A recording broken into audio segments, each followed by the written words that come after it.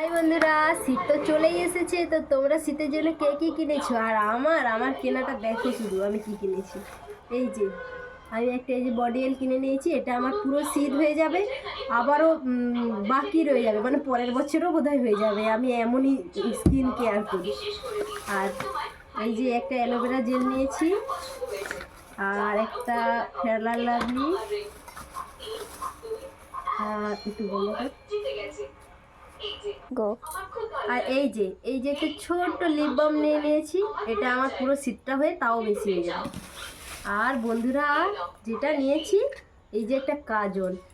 এই জীবনে প্রথমবার এই এত দামি একটা কাজল কিনলাম। এটাই মানে কি বলবো, এই পর্যন্ত আমি কখনো এত দামি কাজল ব্যবহার করিনি। তো এটা নিয়েছি। তো এইটুকু।